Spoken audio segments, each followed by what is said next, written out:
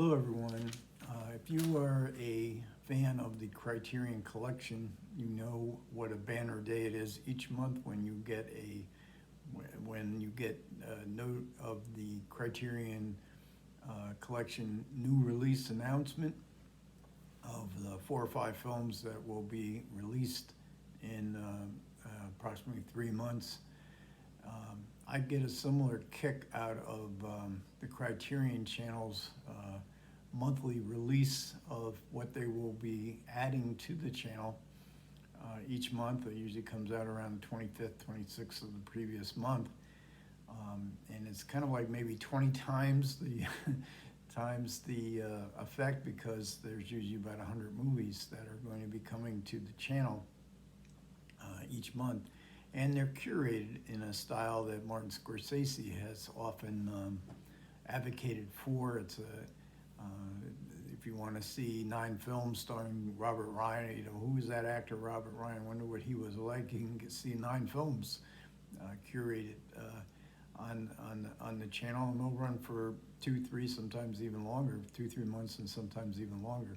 So let's get to what's coming in June of 2021. This is not comprehensive. There's so much I would have to make too long of a video. But first up is the films of Carole Lombard, First Lady of Screwball, and she's always been one of my favorites, and it includes To Be or Not to Be, her last film, and one of her real classic great films by Ernst Lubitsch, 20th Century, Howard Hawks movie that she starred in with John Barrymore. My Man Godfrey, one of my favorites of hers, the Gregory the Cava with William Powell. But I'm really looking forward to watching Hands Across the Table, and this is a movie that she made with Frederick Murray and directed by Mitchell Leisen, and also and Hands Across the Table is available on a Carole and on Blu-ray on a Carole Lombard collection set. And Solitary Ronin over at his channel gave had a very good discussion of the movie recently, and I'll link down below. I'll link to that Solitary Ronin's video. Also, True Confession is another Lombard movie I'm looking forward to seeing, again with Frederick Murray, and Frederick Murray with a mustache, directed by Wesley Ruggles. Next up is Bad Spaniard, 11 Scathing Satires by Luis Garcia Berlanga. It's the 100th anniversary of him. He's a Spanish director, made most of his films during the Franco era, so he had to constantly sidestep censors. I have not seen any of his films, so this is a brand new. I've heard of him before, but it's going to be a brand new experience for me to watch some of his films. Next up, Queerside, Breaking Taboos. There's a couple films in here that really catch my attention. One is Personal Best, which was written and directed by Robert Towne, starred Mariel Hemingway. I remember seeing this in the movies, haven't seen it since. And then there's Cruising, directed by William Friedkin, and starring Al Pacino. This is a much wanted, much desired title by a lot of people. Next up, starring Judy Holliday, 7 films. We get an intro here by Farron Smith Name. She's always very good in her introductions and her evaluations of movie stars and movie directors. And this includes Born Yesterday, Judy Holliday's Academy Award-winning performance. Also, her last film, Bells Are Ringing, a Vincent Minnelli somewhat overlooked musical with Dean Martin. She made some movies with Jack Lemmon. They were at the same studio. I haven't seen a film called Piffed, P-H-F-F-T, in a long time. That's with Jack Lemmon, and that's one I'm definitely going to be catching. Next comes the Criterion Editions, and we have 5 new additions to this section of the Criterion Channel. This means that you get a movie that's in the collection, but you also get all the supplements from them. So This month, Beyond the Valley of the Dolls, that's spine 836. This was Russ Meyer, maybe the best director of sexploitation movies in the 60s, 70s, and a screenplay by Roger Ebert, and the audio commentary by Roger Ebert is included, as well as other supplements on the channel this month. Then comes Safe, Todd Haynes' movie.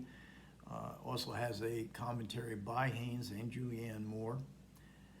Then we have Topsy Turvy. This is Mike Lee's commentary from a film about Gilbert and Sullivan. It includes a commentary by him. Then we have Christ Stopped at Eboli. And I've been meaning to make a video on this movie. It's one of the great meditative movies I think I've ever seen, with a superb performance by Gian Maria Volante, also mostly known kind of as an overactor. He's up there with Toshiro Mifune in his great ability to play large, but in Christ Stopped at Eboli, you would hardly know it's the same actor. He's absolutely superb in that, and even though I haven't done a video on this, and I rewatched it not that long ago, Daisuke Beppu over at his channel really has the in-depth, comprehensive, much more so than I could ever do. Now this is the 4 1-hour original Italian television version of Christ Stopped at Eboli. There was 4 one-night segments that were shown on consecutive nights, was the way I watched the movie. I had seen the movie in the theaters. There was a 2-hour, 20-minute theatrical cut of the movie, which is not included on this set, but that's okay with me. Just to have this movie here, this television series on the Criterion Collection is a real bonus, and now you get to see it if you're subscribed to the Criterion channel. If you have access to it, you can get to see it there. And then there's Rosetta. This was spine number 621. Christ Stopped at Eboli was spine 1043, so it's fairly recent. I think it came out last October or November. Rosetta is one of the Dardennes brother movies. Again, Solitary Ronin is doing a series on the Dardennes brothers movies. I'm not real familiar with. I have seen a couple of them, including Rosetta, and so I need to get back to watching some of their movies. And then the Criterion also is doing exclusive streaming on some more recent titles, some more classic titles that you can only find on the Criterion channel. First up is Spore by Agnieszka Holland, and it's a movie based on a novel called Drive Your Plow Over the Bones of the Dead, which was written by Olga Tokarczuk, who is a recent winner of the Nobel Prize in Literature. I've not read that novel, but I have read other things by Tokarczuk, and I'm really looking forward to this one. Then we have a strange entry, The Middleman, a 4-part miniseries starring Matu Alaric, and it's I can't even describe what the description. I'll provide some links to where you can find detailed descriptions of some of these movies. Also up is Francisca. This is Manuel de Oliveira's 1972 movie, and it recently came out on Blu-ray, and I was tempted. I almost pulled the trigger on buying this a couple weeks ago, but I think I'm going to wait and I'll watch it on the channel first. And what the channel does for me, at least, is it frees up my limited amount of cash that I can use for physical releases.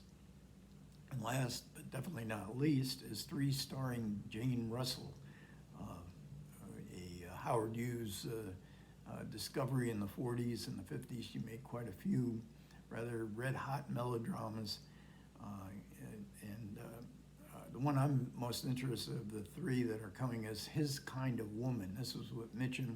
She also co-starred with Mitchum Macau, which is a Joseph von Sternberg movie, and The Revolt of Mamie Stover, which is a Raoul Walsh movie. That's a super hot melodrama. His Kind of Woman was directed by John Farrell, I recently saw The Big Clock, did a video on The Big Clock, and I was much impressed by John Farrow's visual style in this movie. And he's a director that I've seen several of his movies, but never made much impression as far as his directing style. So I'm kind of anxious to see if what I noticed in The Big Clock continues on into this Jane Russell movie, His Kind of Woman. There's many other places where many other sections in this new to the channel in June 2021. Again, I'll provide the links to where you can find the total amount of movies and the other curated sections. But for me, this is the high points. I'm sure everybody else has their own highlights, high points of what's new to the channel. So thanks a lot for everyone who stuck around and listened to me this far. And as always, I appreciate it. Leave any comments. The comments are most welcome on anything that you're looking forward to seeing, what you would recommend that's coming to the channel this month. Other than that, you guys take care, and I will catch you next time.